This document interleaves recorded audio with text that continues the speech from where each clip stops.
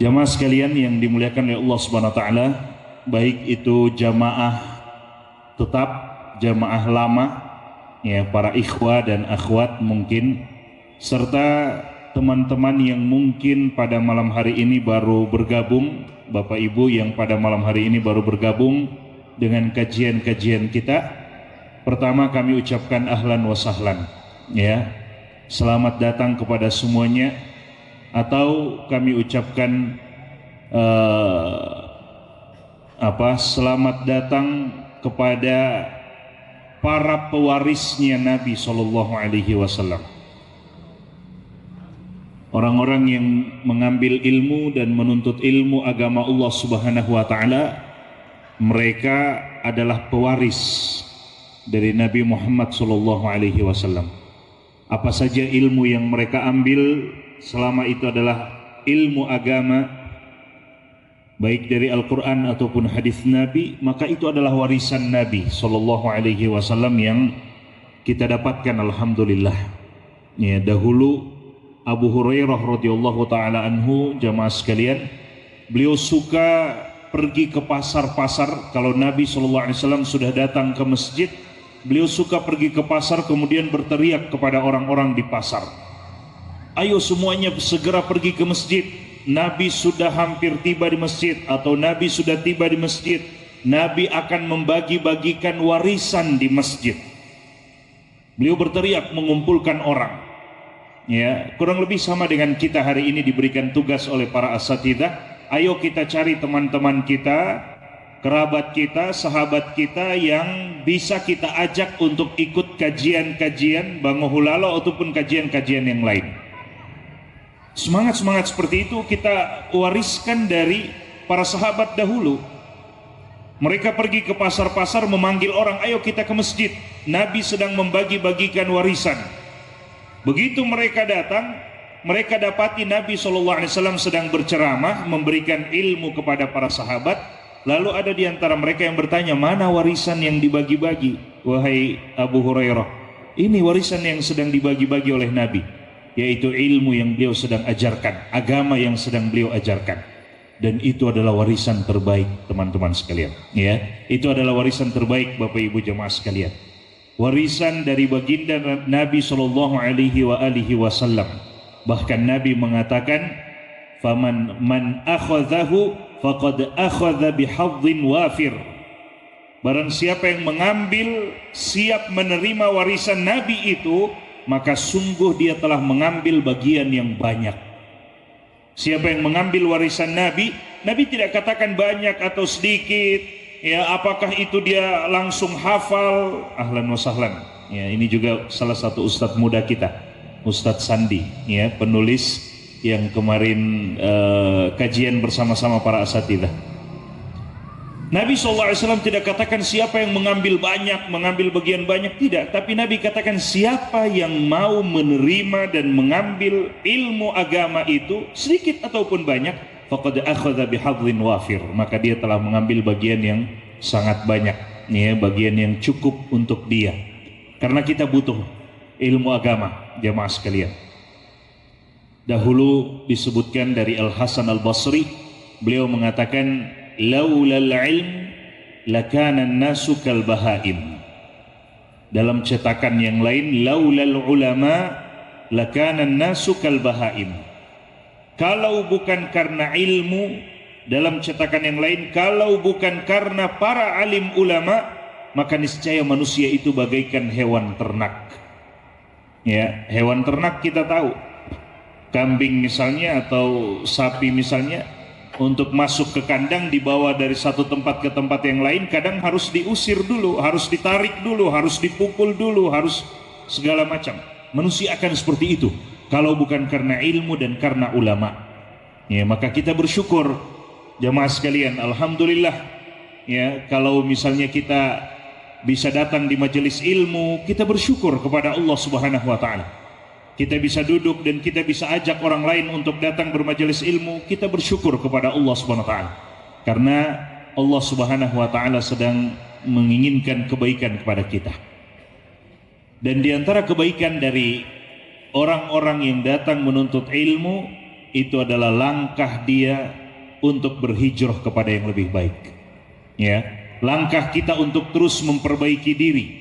Hijrah di zaman Nabi alaihi salatu wasalam sering diartikan oleh para ulama kita dengan hijrahnya mereka dari tempat negeri yang penuh dengan kesyirikan menuju kepada negeri yang dimana mereka bisa beribadah kepada Allah dengan mudah di sana. Seperti hijrahnya para sahabat dari Mekah ke Madinah. Dan Nabi SAW mengatakan, la hijrata ba'dal fathi. Tidak ada lagi hijrah setelah Fathu Mekah, penaklukan kota Mekah. Karena mereka sudah bisa beribadah di Mekah dengan aman, ya, sudah bisa beribadah kepada Allah Subhanahu wa taala. Tapi itu hijrah dalam artian berpindah dari tempat di mana mereka tidak bisa beribadah kepada Allah Subhanahu wa taala di tempat tersebut. Tapi untuk kita hijrah kepada sesuatu yang lebih baik, ketaatan kepada Allah Subhanahu wa taala, berhijrah dari kemaksiatan kepada ketaatan, berhijrah dari yang tidak baik kepada yang baik, berhijrah dari yang baik menuju kepada yang lebih baik lagi. Ya, itu masih tetap Allah Subhanahu wa taala perintahkan untuk kita. Nabi SAW mengatakan dalam hadis beliau, wal muhajiru man hajara ma nahallahu anhu. Kata Nabi SAW, dan muhajir, orang yang berhijrah itu adalah orang yang meninggalkan apa yang Allah Subhanahu wa taala larang darinya. Dia tinggalkan. Dia tidak pikirkan apa hikmahnya, dia tidak pikirkan apakah saya mampu atau tidak. Nabi SAW katakan apa yang Allah larang, tinggalkan. Tidak, Nabi SAW kaitkan dan ikatkan dengan kemampuan. Kadang ada orang ya susah meninggalkan sesuatu, dia katakan, ini sudah jadi kebiasaan saya susah meninggalkannya. Sebenarnya bukan susah, dia belum mau meninggalkannya dan dia belum jujur untuk meninggalkannya. Teman-teman sekalian, Bapak Ibu jamaah sekalian yang dimuliakan oleh Allah SWT, untuk meninggalkan sesuatu yang tidak baik menuju kepada yang baik, Nabi katakan tinggalkan saja langsung. Minta bantuan kepada Allah, jujur dengan Allah, Allah bantu kita. Oleh karena itu Nabi dalam perkara ketaatan, Nabi selalu kaitkan dengan kemampuan, karena Allah juga kaitkan demikian. Kata Nabi SAW, ma amartukum bihi fa'tu minhu mastata'tum. Apa yang aku perintahkan kepada kalian, maka kerjakanlah sesuai dengan kemampuan. Apa yang Nabi perintahkan kepada kita, Nabi katakan kerjakan sesuai dengan kemampuan. Fattaqullaha mastata'tum, dalam ayat Al-Quran, bertakwalah kepada Allah sesuai dengan kemampuan. La yukallifullahu nafsan illa wus'aha. Allah tidak membebani satu jiwa kecuali sesuai kemampuannya. La yukallifullahu nafsan illa ma ataha. Dalam ayat yang lain, Allah tidak memberikan kesulitan atau taklif. Allah Subhanahu wa taala tidak membebani satu jiwa kecuali sesuai dengan apa yang Allah berikan kemampuan kepadanya.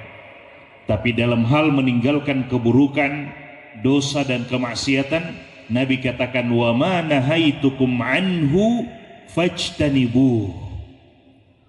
Dan apa yang aku larang dari kalian, maka jauhilah, tinggalkanlah.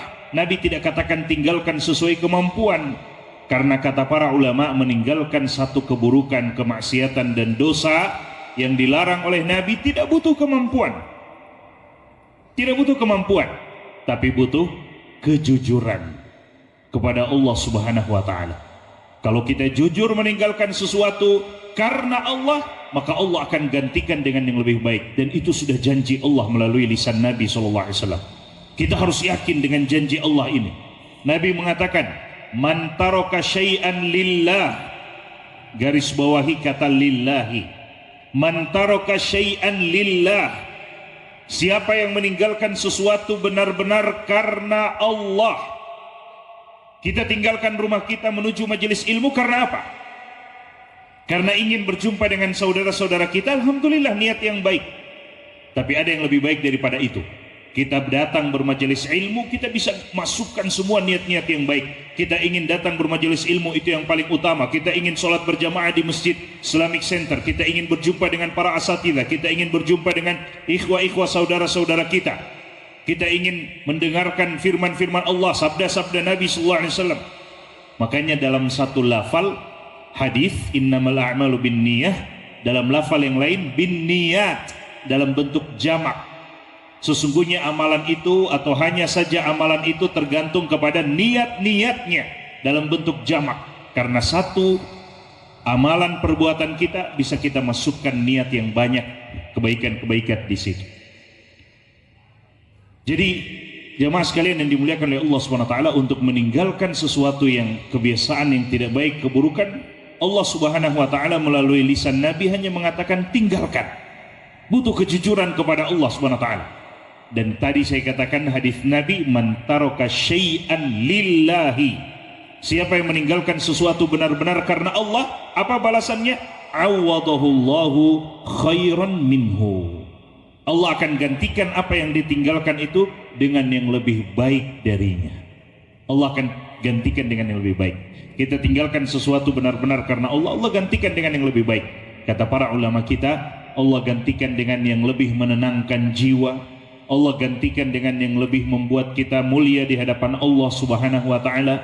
Bukan yang lebih baik itu lebih banyak, bukan. Bukan, tidak selamanya demikian. Bisa jadi dia lebih sedikit dari apa yang kita ingin dapatkan pada saat itu dengan cara yang tidak benar. Tapi meskipun dia lebih sedikit, tapi lebih terasa manfaatnya, lebih Allah berkahi ketika kita meninggalkan sesuatu yang Allah larang karena Allah Subhanahu wa taala. Oleh karena itu, jamaah sekalian yang dimuliakan oleh Allah Subhanahu wa taala, bulan Muharram, bulan yang mulia ya bagi kita, dia adalah langkah awal juga untuk kita kembali berhijrah. Kita ini setiap saat harus berhijrah sebenarnya. Kita setiap saat harus terus meminta kepada Allah Subhanahu wa taala untuk menjadi lebih baik dari satu hari, dari hari kemarin menjadi lebih baik, dan begitu seterusnya sampai kita berjumpa kepada Allah Subhanahu wa taala dalam kondisi yang terbaik insyaallah. Ya, wallahu taala a'lam.